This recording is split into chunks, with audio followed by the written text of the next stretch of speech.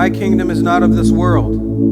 If it were, my servants would fight to prevent my arrest by the Jewish leaders. But now my kingdom is from another place. You are a king then, said Pilate.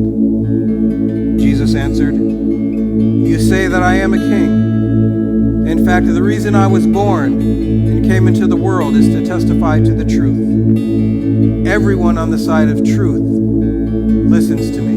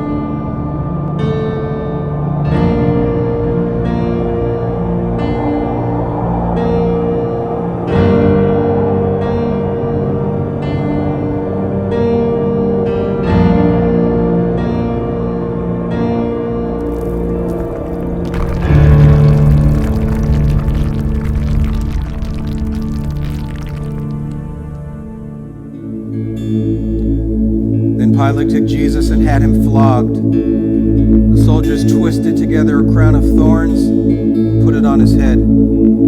They clothed him in a purple robe and went up to him again and again, saying, "Hail, King of the Jews!"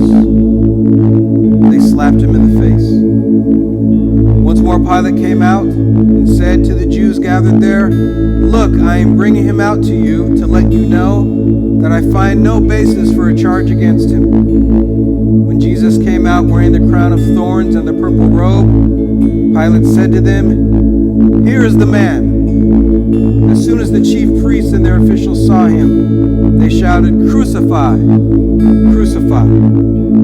But Pilate answered, "You take him and crucify him. As for me, I find no basis for charge against him." "Here is your king," Pilate said to the Jews. But they shouted, "Take him away! Take him away!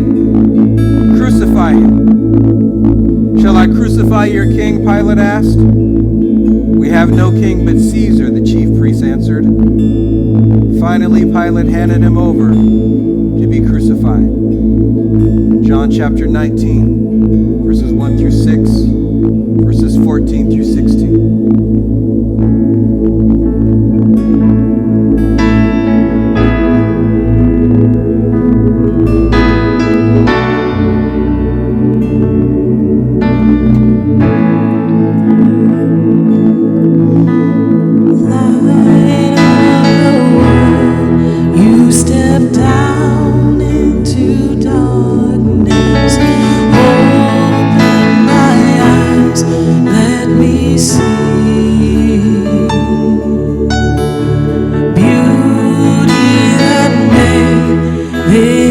heart adore you.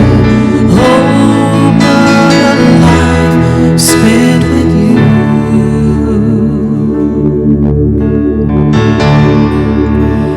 Here I am to worship.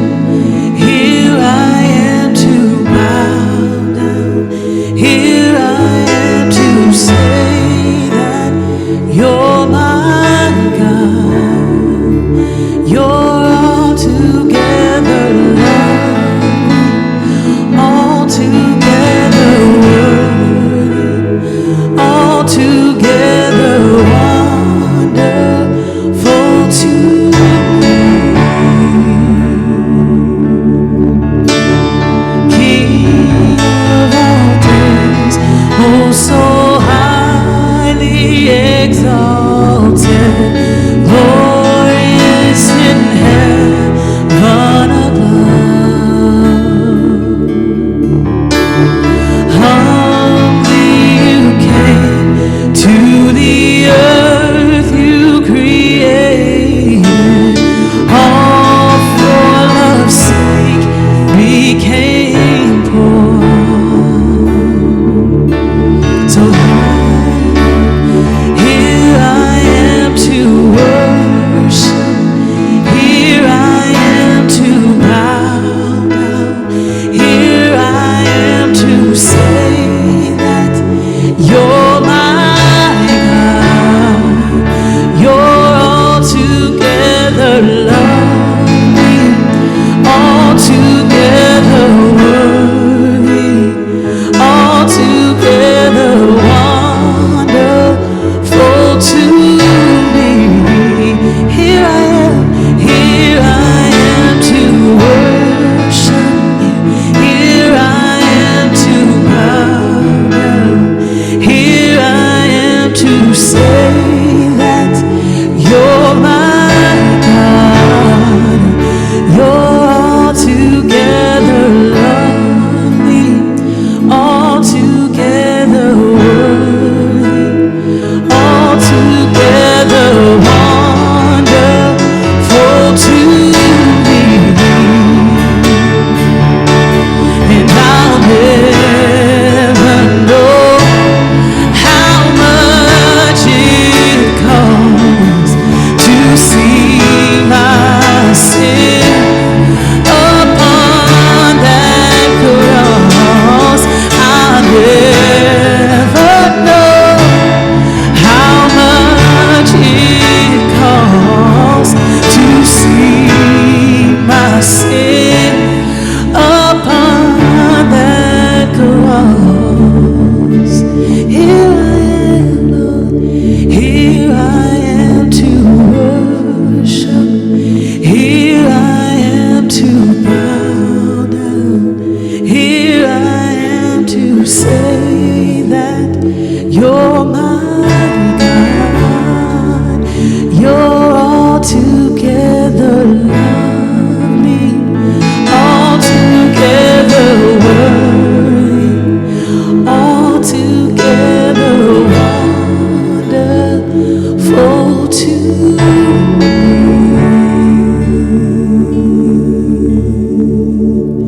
Amen. The crucifixion of Jesus. So the soldiers took charge of Jesus. Carrying his own cross, he went out to the place of the skull, which in Aramaic is called Golgotha. There they crucified him, and with two others, one on each side, and Jesus in the middle. Pilate had a notice prepared and fastened it to the cross. It read, Jesus of Nazareth, the King of the Jews. John chapter 19, verses 16 through 19.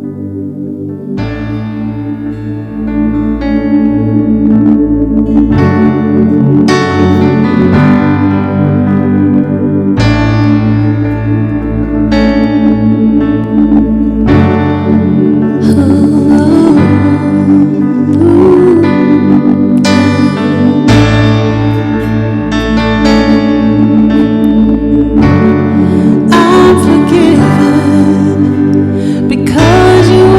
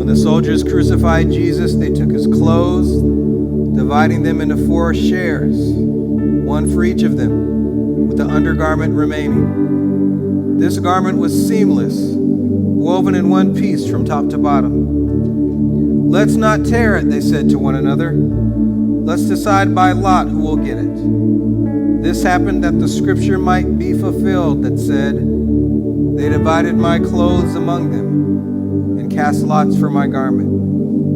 So this is what the soldiers did. John chapter 19, verses 23 through 24.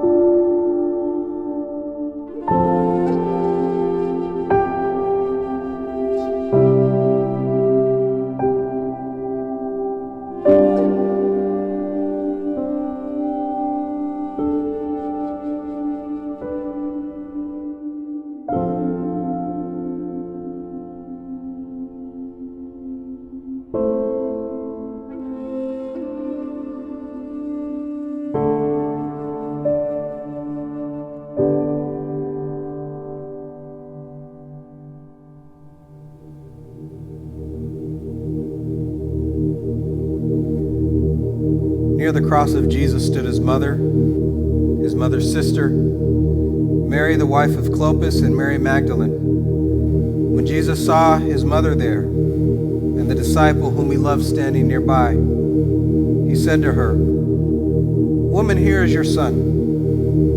And to the disciple, "Here is your mother."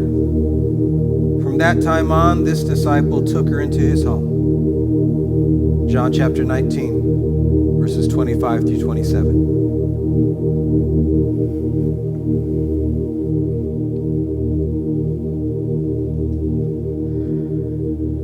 Were you there when they crucified my Lord?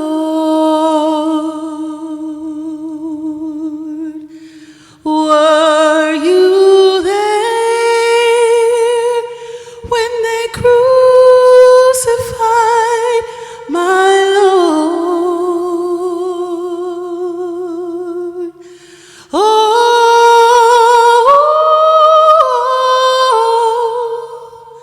sometimes causes me to tremble, tremble, tremble.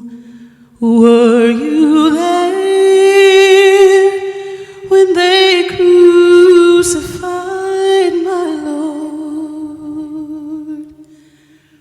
Were you there when they nailed him to the tree? Were you there when they nailed him to the tree?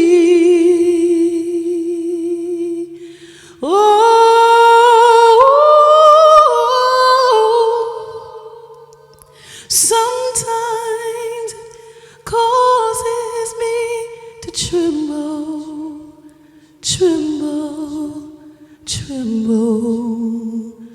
Were you there when they nailed him to the tree? Were you there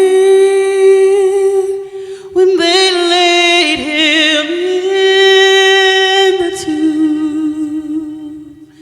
Were you there when they laid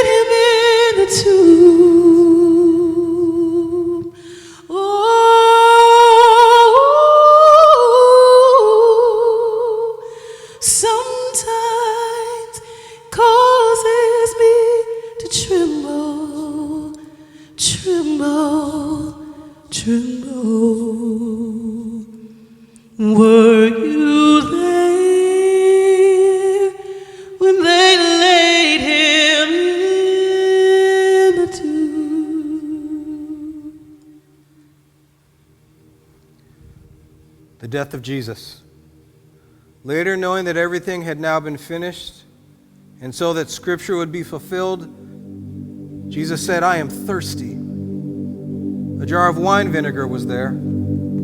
So they soaked a sponge in it, put the sponge on a stalk of the hyssop plant, and lifted it to Jesus' lips. When he had received the drink, Jesus said, "It is finished." With that, he bowed his head and gave up his spirit. John chapter 19, verses 28 through 30.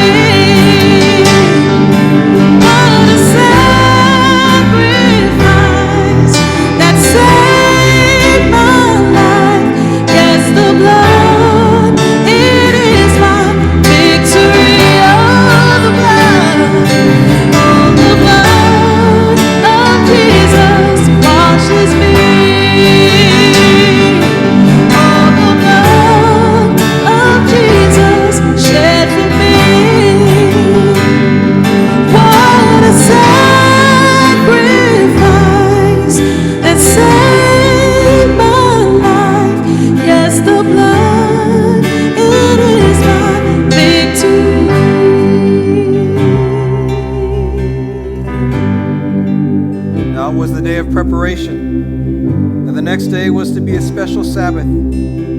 Because the Jewish leaders did not want the bodies left on the crosses during the Sabbath, they asked Pilate to have the legs broken and the bodies taken down. The soldiers therefore came and broke the legs of the first man who had been crucified with Jesus, and then those of the other. But when they came to Jesus and found that he was already dead, they did not break his legs. Instead, one of the soldiers pierced Jesus' side with a spear, bringing a sudden flow of blood and water. The man who saw it has given testimony, and his testimony is true. He knows that he tells the truth, and he testifies that you also may believe. These things happened so that the scripture would be fulfilled. Not one of his bones will be broken. And as another scripture says, they will look on the one they have pierced.